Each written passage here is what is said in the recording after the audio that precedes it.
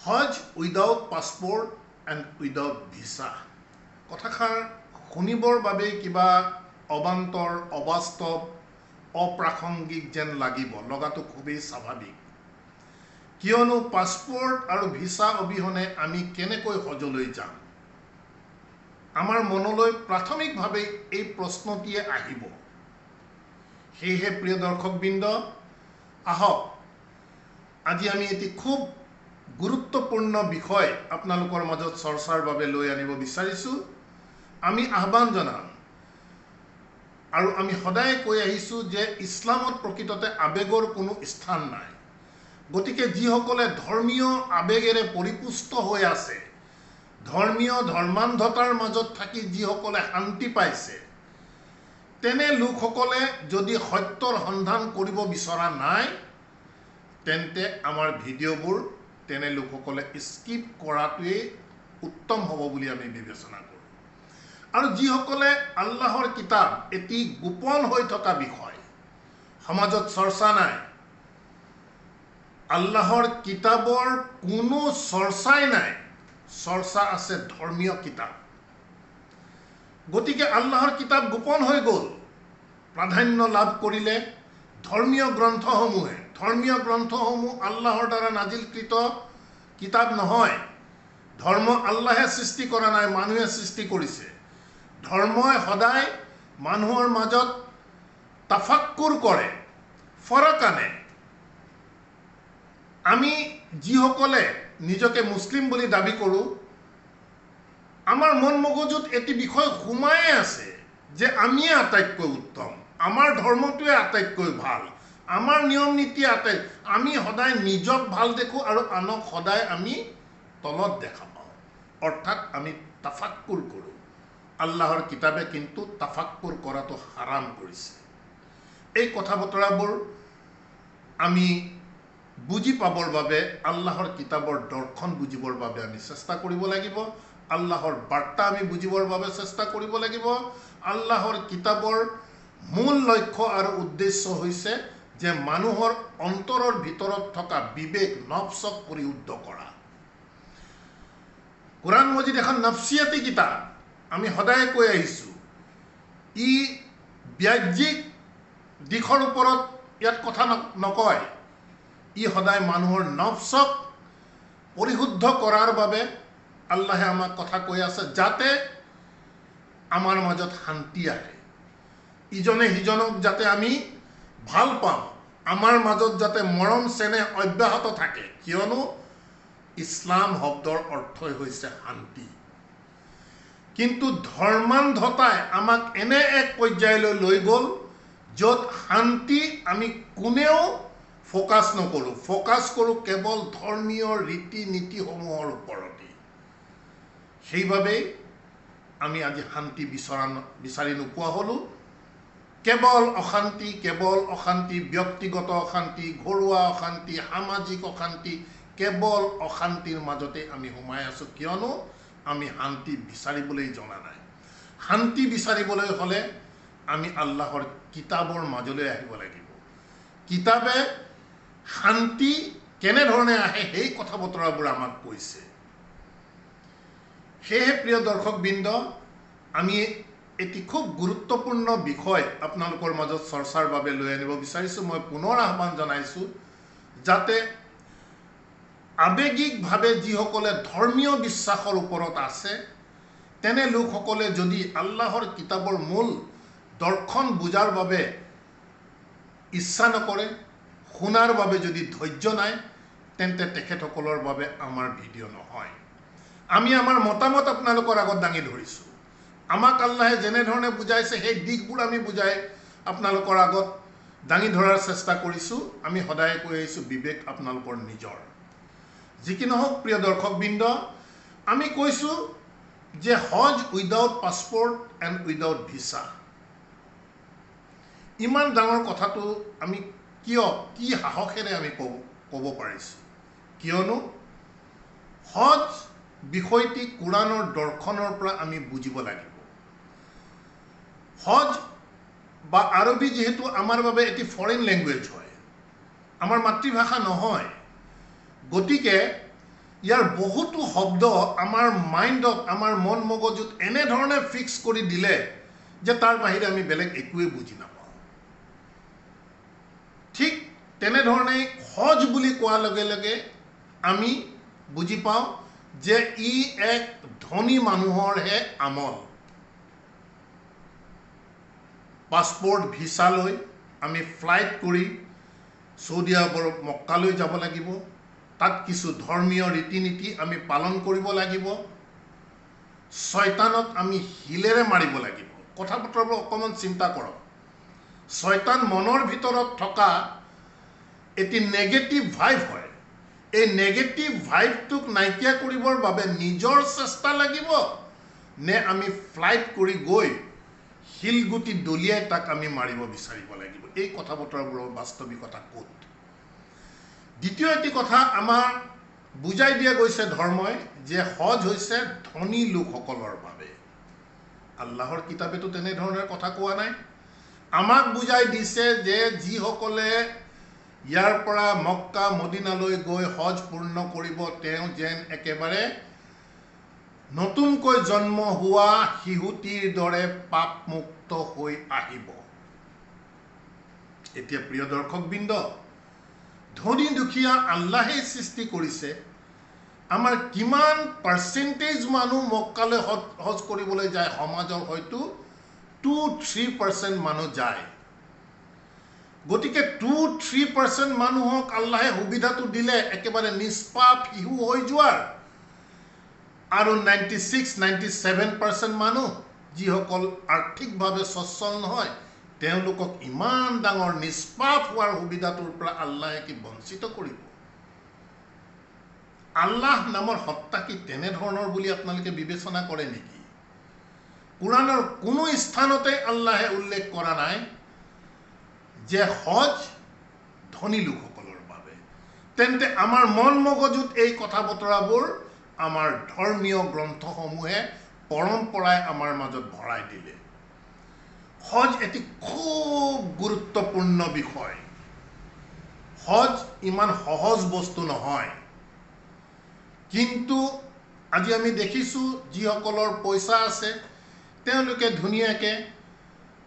Passport visa উলিয়ালে, flight কৰিলে, 4 star 5 star category হোটেলত থাকিলে, ধুনীয়াকৈ ধৰ্মীয় ৰীতি নীতি পালন কৰিলে,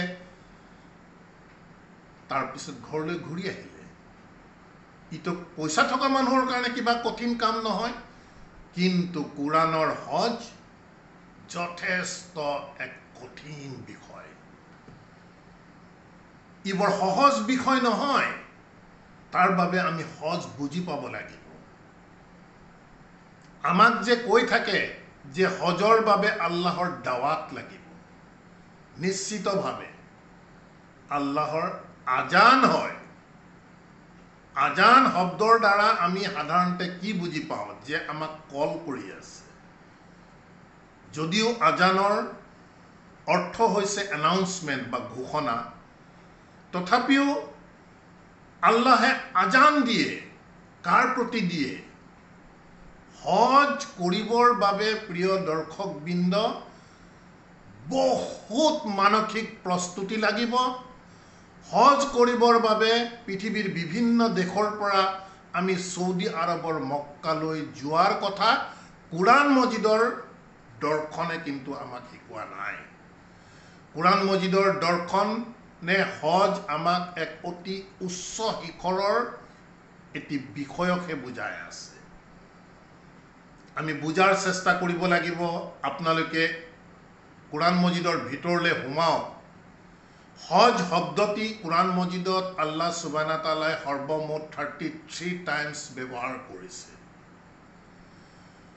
এই 33 টাইমছৰ ভিতৰত কোৰাণ মজিদৰ য'তেই মক্কা আহিব, কাবা আহিব, তেনে জেগাত আপোনালোকে মন কৰিব হজ শব্দটিৰ অনুবাদ হজে কৰি ৰাখিছে। অথচ 33 টাইমছ আল্লাহে ব্যৱহাৰ কৰিছে। এই স্থানবোৰৰ বাহিৰত কোৰাণ মজিদৰ হজ শব্দটি আৰু ক'ত ক'ত ব্যৱহাৰ হৈছে এই দিশটো আমি চাব লাগিব। য'তেই ব্যৱহাৰ হৈছে তাৰ অনুবাদ আপোনালোকে চাব, অনুবাদ হৈছে বিতৰ্ক। শাব্দিক দিশৰ পৰা হুজ্জাত শব্দৰ পৰা হজ আহিছে হে জিম জিম। হুজ্জাত শব্দৰ পৰাই হজ শব্দ আহিছে। হজ শব্দ বা হুজ্জাত শব্দৰ অৰ্থ হৈছে বিতৰ্ক, শাব্দিক অৰ্থ। এতিয়া কথা হৈছে যে আমি ইতিমধ্যে কৈছোঁ যে কোৰাণ মজিদে মানুহৰ নফছক সদায় পৰিশুদ্ধ কৰাৰ বাবে আমাক তালিম দি আছে। গতিকে হজৰ বিষয়টো হৈছে আমাৰ নফছিয়াতি বিষয়, আমাৰ মাইণ্ডৰ ভিতৰৰ বিষয়। কোনো ফ্লাইট লৈ আমি চৌদি আৰবৰ মক্কালৈ যোৱাৰ বিষয় নহয়। এই কথাবোৰ আমি বুজি পাবৰ বাবে আমাৰ ধৈৰ্য লাগিব, আমাৰ চেষ্টা লাগিব, আমাৰ একাগ্ৰতা লাগিব কোৰাণৰ বাৰ্তাৰ ভিতৰলৈ সোমাবৰ বাবে। সেয়েহে প্ৰিয় দৰ্শকবৃন্দ, বিষয়বস্তু হয়তো আমি নিশ্চিতভাৱে আমি ইনশাআল্লাহ কোৰাণৰ আয়াতৰ তথ্যৰ দ্বাৰাহে আমি আপোনালোকৰ মাজত চৰ্চা আগুৱাই নিম। বিষয়বস্তু দীঘলীয়া হোৱাৰ সম্ভাৱনা আছে, সেয়েহে হয়তো এটি খণ্ডতে ই সমাপ্ত নহ'ব পাৰে। আমি আশা ৰাখিম যিসকলে ইচ্ছুক, আমি যিসমূহ তথ্য আপোনালোকৰ আগত দাঙি ধৰিম আপোনালোকৰ বিবেকেৰে তাক ভেৰিফাই কৰাৰ চেষ্টা কৰক। মই স্পষ্ট কৰিছোঁ, কোনো স্থানতেই আল্লাহে কোৱা নাই যে হজ কেৱল ধনী মানুহৰ বাবে। আল্লাহ নামৰ সত্তা এনেধৰণৰ পাৰ্চেলিটি নকৰে যে টকা থকা লোকসকলক নিষ্পাপ শিশু অৱস্থালৈ যোৱাৰ এটি অপশ্যন দিব, সুবিধা দিব, আৰু যিসকলৰ টকা নাই তেওঁলোকক এই সুবিধাৰ পৰা বঞ্চিত কৰিব। ই কেতিয়াও হ'ব নোৱাৰে। বিষয়বস্তুবোৰ আমি নিৰপেক্ষ দৃষ্টিভংগীৰে চাব লাগিব। আমি বুজি পাব লাগিব কাবা শব্দৰ অৰ্থ, আমি বুজি পাব লাগিব আল বাইত শব্দৰ অৰ্থ। আমি ইতিমধ্যে বাইত সম্পৰ্কত আপোনালোকক কৈছোঁৱেই। গতিকে প্ৰিয় দৰ্শকবৃন্দ, হজ হৈছে মানুহৰ জীৱনৰ এনে এক গুৰুত্বপূৰ্ণ বিষয়, ই সাউতকে কোনেও নাপায়। ইয়াৰ কাৰণে যথেষ্ট সংগ্ৰাম কৰিব লাগিব। আমি কৈছোঁৱে হজ শব্দৰ অৰ্থ হুজ্জাতৰ পৰা আহিছে বিতৰ্ক, অৰ্থাৎ মাইণ্ডৰ ভিতৰত সঁচা আৰু মিছাৰ এক যুদ্ধ চলে, আৰু ইয়াৰ ফলস্বৰূপে কি হয়, আমাৰ মাইণ্ডৰ মেৰামতি হয়। মাইণ্ডৰ মেৰামতি হয়, অৰ্থাৎ সঁচা আৰু মিছা যেতিয়া মানুহে চিন্তাৰ মাজত থাকিব, বিবেকৰ মাজত থাকিব, বিবেক যেতিয়া আনৰ প্ৰতি বন্ধকত নিদি নিজে নিজৰ বিবেকক আল্লাহৰ ওপৰত তাৱাক্কুল কৰি আল্লাহৰ কিতাপৰ ভিতৰলৈ সোমাই আহিব, তেনে লোকে এই বিষয়বোৰৰ ইনফৰমেশ্যন পাব। গতিকে ইয়াৰ মূল দৰ্শনটো হৈছে যে মানুহৰ বিবেকক মেৰামতি কৰা। কাৰোবাৰ মেচিন এটি বেয়া হৈছে, গাড়ী বেয়া হৈছে, তাক অতি সহজতে মেকানিকৰ দ্বাৰা আমি মেৰামতি কৰিব পাৰোঁ। কিন্তু বিবেকৰ মেৰামতি কৰিবৰ বাবে আমাৰ বহুত ডিটাৰমিনেশ্যন লাগিব, বহুত ছেক্ৰিফাইচ লাগিব। এই কথা বতৰাবোৰ আমি বুজি পাব লাগিব। আমি লা ইলাহা ইল্লা আল্লাহ, যে কোনো মান্য নাই এক্সেপ্ট আল ইলাহ, অৰ্থাৎ আল্লাহ। আল্লাহৰ বাহিৰে আমাৰ কোনো মান্য নাই, কোনো ইলাহ নাই। এই কথা আমি এক্সপিৰিয়েঞ্চ কৰিব পাৰিব লাগিব, আমি বুজি পাব লাগিব। প্ৰথম চৰ্ত। দ্বিতীয় চৰ্ত, যেতিয়া আমি বুজি পাম, আমাৰ কলিমা লা ইলাহা ইল্লা আল্লাহক যেতিয়া আমি বুজি পাম, আল্লাহ নামৰ সত্তাক যেতিয়া আমি চিনি পাম, তেতিয়া আল্লাহৰ সৈতে আমি যোগাযোগ, নিৰবিচ্ছিন্ন যোগাযোগ, সালাত আমি কায়েম কৰিব লাগিব। সালাত কায়েম কৰি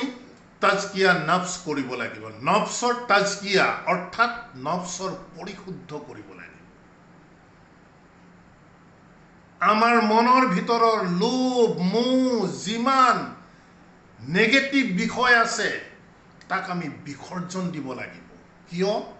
আমাৰ মাইণ্ডৰ মেৰামতিৰ কাৰণে আমি আগবাঢ়িছোঁ মাইণ্ডৰ মেৰামতি অৰ্থাৎ আমি ইতিমধ্যে কৈছোঁ যে আমাৰ ভিতৰৰ যি আলবাইট আছে আলবাইটক আমি পৰিশুদ্ধ কৰিব লাগিব যি প্ৰচেষ্টাৰ দ্বাৰা মানুহৰ মাইণ্ডটো মাকামে ইব্ৰাহিমত উপস্থিত কৰাবৰ বাবে সংগ্ৰাম কৰা যায় সেই সিস্টেমটোৰ নামেই হৈছে হজ অৰ্থাৎ হজ মানুহৰ যেতিয়া হ'ব বা হজৰ মোকামত যেতিয়া গৈ মানুহ উপস্থিত হ'ব তেওঁ মিল্লাতে ইব্ৰাহিম বুজি পাব কিয়নো মিল্লাতে ইব্ৰাহিম হানিফ আছিল ইব্ৰাহিম মুশৰিক নাছিল এই কথাবোৰ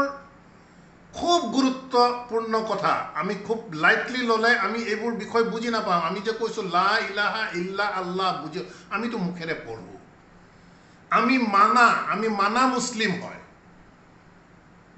প্ৰথমতে জানা মুছলিম হ'ব লাগিব জানিব লাগিব জনাটো যেতিয়া ক্লিয়াৰিটি হ'ব তেতিয়াহে মনাৰ কথাটো আহিব আমি জানিবলৈ কোনো নিবিচাৰোঁ আমাক যেনে ধৰণে কৈছে আমি তেনে ধৰণে মানা মুছলিম যাৰ বাবে আমি বাস্তৱতাক বিচাৰি পোৱা নাই আমি আশা ৰাখিম প্ৰিয় দৰ্শকবৃন্দ আমি সদায় কৈ আহিছোঁ এই কথা বতৰাবোৰৰ মূল দৰ্শন হৃদয়ংগম কৰিবলৈ হ'লে আল্লাহৰ কিতাপৰ কোনো বিকল্প নাই আমি যেতিয়া লা ইলাহা ইল্লা আল্লাহ যেতিয়া আমি এক্সপিৰিয়েঞ্চ কৰিম বুজি পাম হজৰ প্ৰাথমিক ষ্টেজবোৰ তেতিয়া আমি আল্লাহৰ বাহিৰে যেতিয়া কোনো মান্য নাই বুলি যেতিয়া আমি বুজি পাম তেতিয়া আমি কিতাপৰ ক্ষেত্ৰত আল্লাহৰ দ্বাৰা নাজিলকৃত কিতাপৰ বাহিৰে বেলেগ কিতাপ আমাৰ বাবে মূল্যহীন হৈ যাব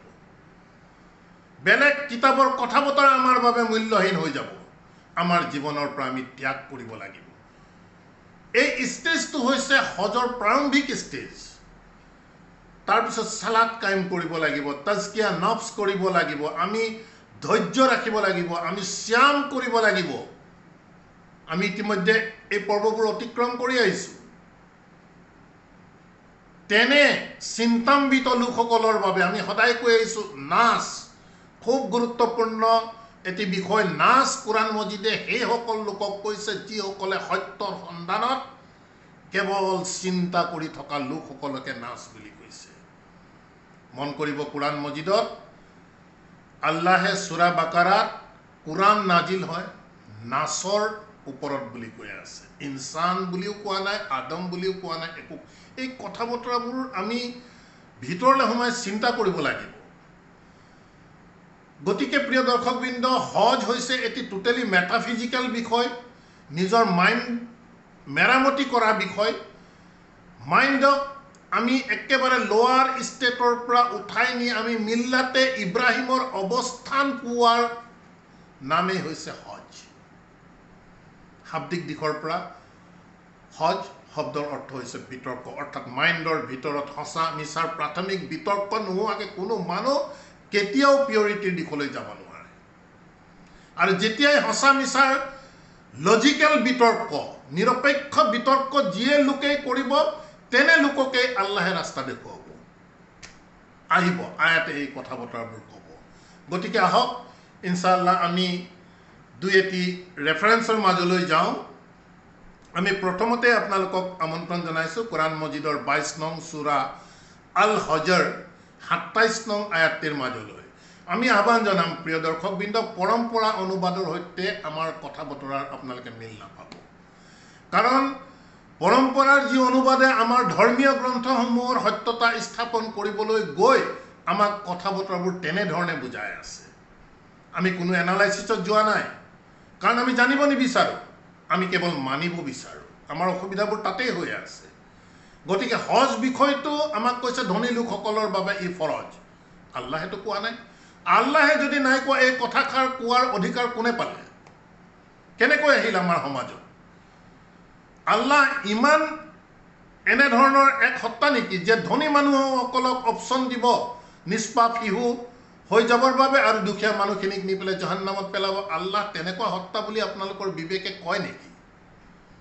এই কথাবোৰ আমি চিন্তাৰ মাজলৈ আনিব লাগিব আল্লাহে যেতিয়াই কোৱা নাই তেতিয়া এই কথা অন্ততঃ যিসকল হানিফ যিসকল একনিষ্ঠ আল্লাহৰ ওপৰত তেনেলোকে কেতিয়াও মানি নলয় গতিকে আহক 22 নং সূৰা আল হজৰ 27 নং আয়াতত আল্লাহে কৈছে ওয়া আযজিন ফিন নাস মন কৰি যাব ওয়া আযজিন আজান ক'ত হয় আজানৰ লোকেশন কি আমাক যে কয় হজৰ বাবে দাওয়াত এইবোৰ আবেগিক কথা আমি কোনেও কুৰাণ দি দিলে আমি চাব বিচৰা নাই হজৰ দাওয়াত কেনে ধৰণৰ হয় চাওক 22 নং সূৰা 27 নং আয়াতত কৈছে ওয়া আযজিন ফিন নাস নাসৰ মাজত নাস কোন যি খুব চিন্তা কৰি থকা সত্যৰ সন্ধানত থকা যিবোৰ কেৰেক্টাৰ সত্য বিচাৰি থাকিব যিসকলে মনৰ মাজত হসা আৰু মিছাৰ যেতিয়া যুদ্ধ হৈ থাকিব হুজ্জাত হৈ থাকিব সেই কেটেগৰীৰ লোকসকলক কুৰাণ মজিদৰ দৰ্শনে নাচ বুলি অভিহিত কৰিছে গতিকে এনে লোকসকলৰ ফিন নাচ এই নাচৰ মাজত আজান হ'ব আল্লাহৰ তৰফৰ পৰা আজান কিহৰ আজান বিল হাজ্জি বিল বি শব্দৰ অৰ্থ হৈছে উইথ হজ মানে মাইণ্ডৰ মেৰামতি মনৰ মাজত বিতৰ্ক কৰি সত্য পথলৈ ওলাই অহা যি প্ৰচেছে মানুহক মাকামে ইব্ৰাহিমলৈ লৈ যায় সেই প্ৰচেছৰ নাম হৈছে হজ গতিকে যিসকলে এনেধৰণে চিন্তা কৰিব তেনে লোকসকলৰ মাইণ্ডত ঘোষণা হ'ব আজান হ'ব ফিন নাস বিল হাজ্জি হজৰ এই মেৰামতিৰ সৈতে তাৰমানে মেৰামতিৰ বিষয়টোৰ আজান ঘোষণা আহিব আল্লাহে কৈছে ইয়াতুকা ৰিজালান এই যে মাইণ্ডৰ ভিতৰৰ বিষয়বোৰ আমি আহ্বান জনাম মেটাফিজিকেল বিষয় মাইণ্ডৰ ভিতৰৰ বিষয় নফসিয়াতি বিষয় গতিকে বুজিবৰ বাবে আমি কিছু কনসেন্ট্ৰেট কৰিব লাগিব নিজে নিজে কনসেন্ট্ৰেট কৰি বুজাৰ চেষ্টা কৰিব লাগিব ইয়াত আমাক সাধাৰণ অনুবাদে কৈছে যে ইয়াতুনাকা ৰিজালান যে তোমাৰ ওচৰলৈ আহিব ৰিজালান এনেই ট্ৰেডিশনেল অনুবাদে ৰিজাল মতা মানুহক কৈ আছে তেন্তে হজলৈ কি মাইকী মানুহ নাযায় নেকি এই কথা বতৰাবোৰ আমি বিবেচনাৰ আওতালৈ আনিলেই ক্লিয়াৰ হৈ যায় ইয়াত কৈছে যে ওয়া আযজিন ফিন নাসি বিল হজ নাসৰ মাইণ্ডৰ ভিতৰত আজান ঘোষণা হ'ব সেই ঘোষণাৰ সৈতে থাকিব মেৰামতি bill Hajj with the Hajj with Hajj be প্ৰিপজিশনে উইথ বুজায় এই যে মাইণ্ডৰ ঘোষণা আহিব সেই মেৰামতিৰ ঘোষণাৰ সৈতে আজান হ'ব ইয়াতুকা তোমাৰ ওচৰলৈ আহিব ৰিজালান ৰিজাল শব্দৰ অৰ্থ হৈছে যে নিজৰ ওপৰত যি নিজৰ স্থিতিক ষ্টেণ্ড কৰাব পাৰে মাইণ্ডৰ ভিতৰত আহি আছে শয়তানে তেওঁক তেতিয়া হিলাব নোৱাৰিব তেওঁ ৰিজাল হ'ব লাগিব অৰ্থাৎ তেওঁ নিজৰ যি সিদ্ধান্ত আজান হৈছে ন নাচৰ মাইণ্ডৰ ভিতৰত আজান হৈছে মেৰামতিৰ আজান তাত তেওঁ নিজক ষ্টেণ্ড কৰাব লাগিব এই ষ্টেণ্ড কৰোৱাৰ চেন্সটো তোমাৰ মাজলৈ আহিব তোমালৈ আহিব ইয়াতুকা তোমালৈ আহিব এসেন্স সব ভিতৰৰ ৰিজালান য'ত তুমি নিজে ষ্টেণ্ড কৰিব পাৰা ওয়া আলা কুল্লি দামিৰিন আৰু আলা কুল্লি দামিৰিনত কিবা গাধ কিবা এনেকুৱা ধৰণৰ ইয়াত কৰিছে খোজকাঢ়ি অহা ইত্যাদি যিয়ে হওক নহওক কিন্তু দামিৰ শব্দৰ অৰ্থ হৈছে যে কনসায়েন্স নিজৰ বিবেক একদম বিবেকৰ পৰা আহিব বিবেকৰ পৰা আজান আহিব বিবেকৰ পৰা ঘোষণা আহিব আল্লাহৰ কিহৰ মাইণ্ড মেৰামতিৰ ঘোষণা আহিব গতিকে ইয়াতুকা ৰিজালান তোমাৰ ওচৰলৈ আহিব একেবাৰে তোমাৰ নিজৰ ওপৰত স্থিতি ল'ব পৰা সিদ্ধান্তৰ বিষয় তোমাৰ ওচৰলৈ আহিব ওয়ালা কুল্লি দামিৰিন আৰু প্ৰত্যেকটো কনসায়েন্স মানুহৰ বিবেকৰ প্ৰত্যেকটো বিষয়ক লৈ তোমাৰ ওচৰলৈ আহিব ইয়াতিনা মিন কুল্লি ফাজ্জিন আমিক প্ৰিয় দৰ্শকবৃন্দ আমি যিসমূহ অনুবাদ কৰিছোঁ আমি আহ্বান জনাম আপোনালোকে লগাতত চাব ক্লাছিকেল ডিকশ্যনেৰী অধ্যয়ন কৰক তাৰ ভিতৰলৈ সোমাওক ইয়াত কৈ আছে যে নাচৰ মাইণ্ডৰ ভিতৰত ঘোষণা হ'ব আজানৰ বিল হাজ্জি মেৰামতিৰ সৈতে ঘোষণা হ'ব আৰু তাৰ যি সিদ্ধান্ত তুমি তাৰ ওপৰত তোমাক নিজক থিয় কৰাব ওয়ালা কুল্লি দামিৰিন আৰু প্ৰত্যেকটো যিমান কনসায়েন্স বিবেকৰ দিশ আছে প্ৰত্যেকটোৰ পৰা ওপৰত আহিব ইয়াতিনা মিন কুল্লি ফাজ্জিন আমি অৰ্থাৎ এই যি সিদ্ধান্ত আহিব এই যি হজৰ যি আজান হ'ব সেই আজান একদম গভীৰতাৰ আজান ই একেবাৰে পাতলীয়া বিষয় নহয় তেওঁক ষ্টেণ্ড কৰাব হজৰ মকামত আনাব ই বৰ সাধাৰণ বিষয় নহয় আমি কৈছোঁ ইতিমধ্যে বহুত ত্যাগৰ বিনিময়তহে মানুহ প্ৰকৃততে হজৰ মকামত উপস্থিত হ'ব পাৰে গতিকে এনেধৰণৰ যিসকলে ত্যাগ কৰিব যিসকলে সৰ্বাত্মক চেষ্টা কৰিব তেনে লোকসকলৰ চিন্তান্বিত লোকসকলৰ মাইণ্ডত আজান হ'ব আৰু সেই আজানে তেওঁক নিজৰ ষ্টেণ্ডত তেওঁক থিয় কৰাই দিব তেওঁ কনসায়েন্সৰ প্ৰত্যেকটো পইণ্টতে হিট কৰিব ইয়াতিনা মিন কুল্লি ফাজ্জিন আমিক আৰু এই যে মাইণ্ডৰ ভিতৰৰ যিবোৰ চেন্স আহিব য'ত নিজক থিয় কৰাব কিয়নো আমি মাকামে ইব্ৰাহিমত যাব লাগিব ন গতিকে এই যে চেন্স কৰাব ই খুব গভীৰ স্থানৰ পৰা আহিব এই শব্দবোৰৰ ফাজ্জিন আমিক এই শব্দবোৰৰ আপোনালোকে আমি যে অনুবাদ কৰিছোঁ আপোনালোকে লগাত চাবৰ বাবে আমি আহ্বান জনাইছোঁ 28 নং আয়াতত কৈছে লি ইয়াছহাদু এই যে 27 নং আয়াতত ক'লে যে আজান হ'ব আজান হৈ মাইণ্ডক বিল হাজ মেৰামতিৰ সৈতে যে আজান হ'ব মাইণ্ডত যে বিভিন্ন বিষয় আহিব প্ৰত্যেকটো কনসায়েন্সৰ পৰা আহিব গভীৰতাৰ পৰা যিবোৰ বিষয় মনলৈ আহিব সেই বিষয়বোৰ লি ইয়াছহাদু চক 28 নম্বৰটো 27ৰ লগত লিংক হৈ আছে আয়া লি ইয়াছহাদু তেওঁ সিহঁতক এক্সপিৰিয়েন্স কৰাবলৈ সাহাদা শাব্দিক দিশৰ পৰা সাক্ষী সাক্ষী নহয় তেওঁ নিজে এক্সপিৰিয়েন্স কৰিব গম পাই যাব মানুহজনে অনুভৱ কৰিব কি অনুভৱ কৰিব মানাফিয়া লাহুম সিহঁতৰ বাবে যে ভাল আহিছে মানাফিয়া প্ৰফিটেবল যে চেন্স যে আহিছে আজান যে হৈছে এই বিষয়টো এক্সপিৰিয়েন্স কৰিবৰ বাবে লি ইয়াছহাদু এক্সপিৰিয়েন্স কৰিবৰ বাবে মানাফিয়া লাহুম ওয়া ইয়াজকুৰু আৰু স্মৰণ কৰিবৰ বাবে ইসমুল্লাহি শাব্দিক দিশৰ পৰা আল্লাহৰ নাম অৰ্থাৎ আমি ইতিমধ্যে কৈছোঁ যিটো কলিমা আমি যে বুজিব লাগিব এক্সপিৰিয়েন্স কৰিব লাগিব আল্লাহ নামৰ সত্তা সেই সত্তাটোক বুজি পাই তেওঁক স্মৰণ কৰি তেওঁ যে লাভ হ'ব সেই বিষয়টো তেওঁ এক্সপিৰিয়েন্স কৰিবৰ বাবে আজান হয় হজৰ ফি আয়ামিন মা'লুমাত এটা মা'লুমাত ইয়াৰ ৰুট ৱৰ্ড চাব ইলিম এই তেওঁ যে জানি আছে যে জ্ঞান দি আছে আল হাজ্জু আশহুৰুন মা'লুমাত সূৰা বাকাৰাৰে 198ত এই শব্দ ব্যৱহাৰ কৰিছে অৰ্থাৎ তেওঁ জানি যাব তেওঁ ইলিম পাই যাব সেই অৱস্থাটো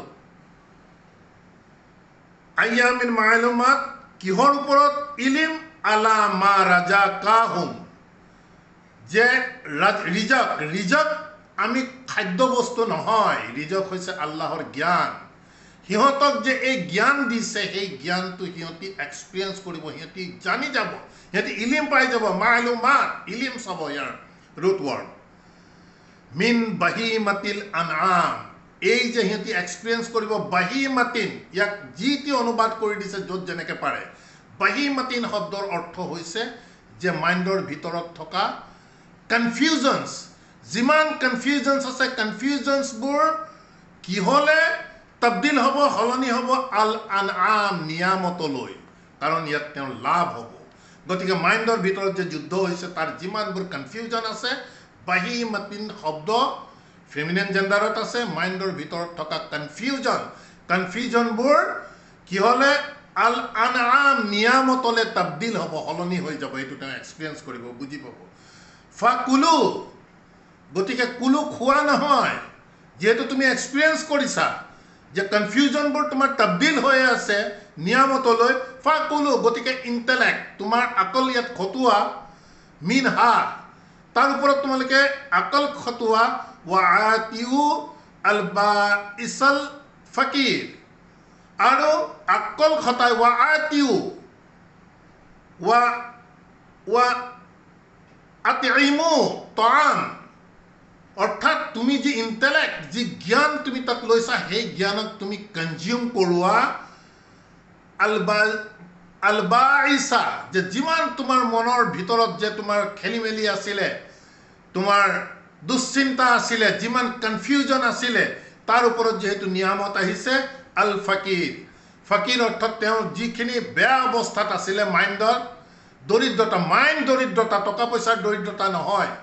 গতিকে যি আহিছে তাৰ ওপৰত এক্সপিৰিয়েঞ্চ কৰি তাক কি কৰিব কৈছে, নিজক খাদ্য হিচাপে দিবলৈ কৈছে। মেটাফিজিকেল, মই পুনৰ কৈ আছোঁ। গতিকে প্ৰিয় দৰ্শকবৃন্দ, আল হাজাৰ আমি 27-28 দুটি আয়াত আপোনালোকৰ মাজত চৰ্চা কৰাৰ বাবে আমি চেষ্টা কৰিলোঁ। ইনশাআল্লাহ পৰৱৰ্তী আমি আৰু আয়াত লৈ আপোনালোকৰ মাজলৈ আহিম। আপোনালোককো আহ্বান জনাইছোঁ, বিষয়বস্তু আপোনালোকে আৱেগিকভাৱে নলৈ ইয়াৰ গভীৰতালৈ সোমাওক, আল্লাহ নামৰ সত্তাটোক জাষ্টিফাই কৰক। আল্লাহে কেৱল ধনীৰ কাৰণে অপশ্যন দিব, দুখীয়াৰ কাৰণে অপশ্যন নিদিব, এনেধৰণৰ কথা কেতিয়াও হ'ব নোৱাৰে। গতিকে এই প্ৰসংগৰ লগত ধাৰাবাহিকতা সংগতি ৰাখি ইনশাআল্লাহ অপেক্ষা কৰক হজৰ পৰৱৰ্তী খণ্ডটিৰ বাবে। আলহামদুলিল্লাহ ৰাব্বি আউযু বিকা মিন হামাজাতিছ শায়াতিন ওয়া আউযু বিকা ৰাব্বি আন ইয়াহদুৰুন।